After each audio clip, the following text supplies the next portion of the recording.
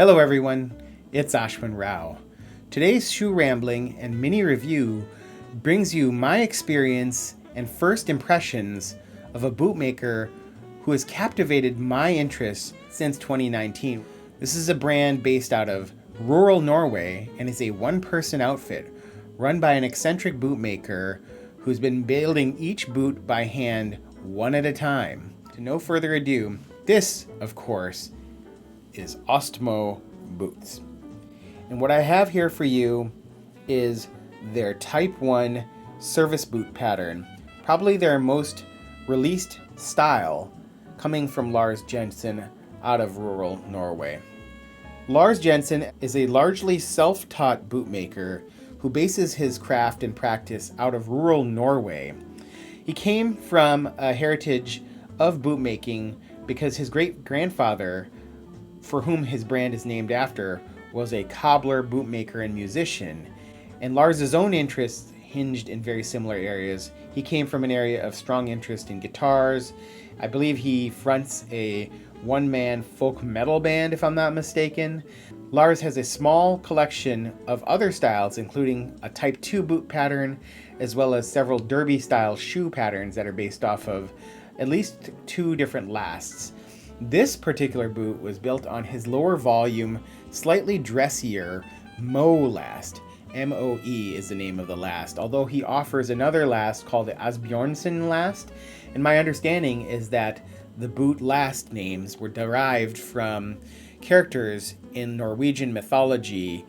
He typically releases these boots in whatever size and whatever style he chooses with whatever leather he decides to use on a lottery system on Instagram, announces the details, puts them up for lottery, and then essentially picks from a randomly generated number signer to decide who gets the boots. But he has only fashioned a total of 170 boots in his 5 years as a bootmaker.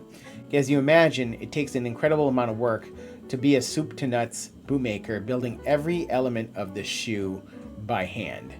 And one of the things that has really allowed him to burst more onto the scene is his collaboration with stitchdown.com's Patrick Gessner, also known as Tico Blanco Shoes, as well as the Chinese bootmaker Iron Boots, who is now releasing Type 1 patterns and various different others using both of Lars's lasts in order to make his boots much more widely available to the general public.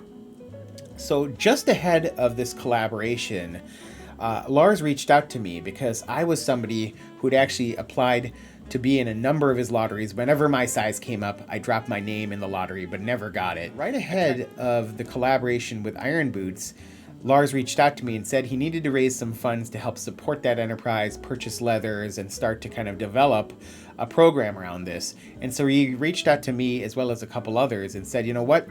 For the price that I typically charge, I would love to make you a pair of boots because I do need these finances. He's a one-person operation who is basically just trying to get by, even though he's a highly regarded bootmaker. So for some who are bootmakers, this is really a burden of love where you love to make your craft, but there's an incredible amount of work, stress, anxiety, and other things that go into maintaining a business.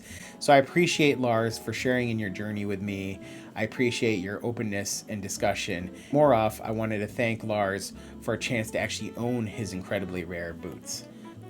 So Lars, on approaching me, said that he had two different interesting leathers available to him, including this coral colored Roughout. This is a chrome tanned leather on its Roughout side with a light tan red-brown color to it, basically a pinkish tan or coral color. And this was sourced from the Norwegian Tannery, which is now defunct. And he had only enough leather to make two more pairs with this particular leather, so I decided to go ahead. I think that Roughout leathers are incredibly versatile, hard-wearing leathers that will age gracefully and last a long time.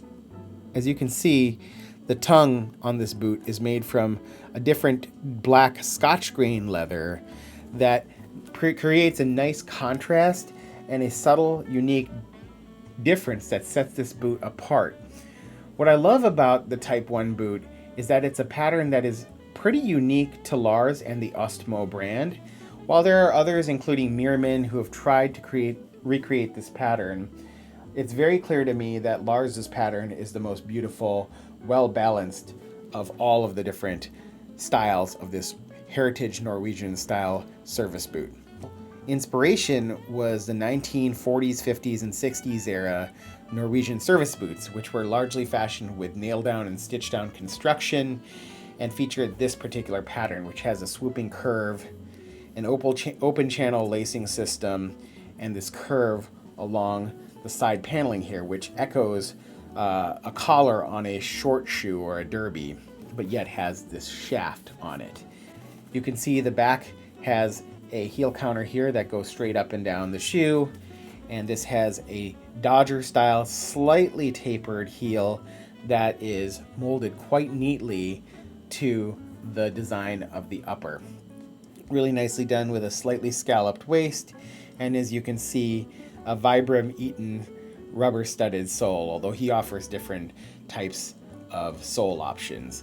I like the fact that he uses his fairly light colored natural edge dressing with offset black sole, which gives this shoe a little bit more of a stylistic pop. My particular boot has brass eyelets, 5 brass eyelets, as well as 3 speed hooks. Lars marks his boot number, so this is boot number 166 that he has ever fashioned, and you can see the production date of August 25th, 2022. This is a 43.5 on his Molast, as I mentioned. I am a Brannock 10D. I also fit Aldenberry 9.5, True Balance 9.5, and in most dress shoes, I'm a UK 9. I feel that the toe box is quite roomy and comfortable. I find that the leather lining, which is this cream-colored veg-tanned leather lining, is very comfortable. I really like the laces that he used, which are a rawhide style lace. And aesthetically, the shoe is just beautiful. You can see that it's starting to form nice little rolls across it really quietly, nicely. Pulling up close, you can see the beautiful work that Lars has done in creating this 270-degree stitch down double row construction. Everything is done very cleanly, with care and attention to detail. To finish off my ramble, I wanted to present both boots top down, side views, back heel view, just so you can really appreciate the stylistic cues that go into these boots. So to that end, I will finish with my last views of this beautiful Type 1 boot from Østmo Boots. I hope you enjoy this video. You keep in touch. Have a good one, and I'll see you soon. Bye.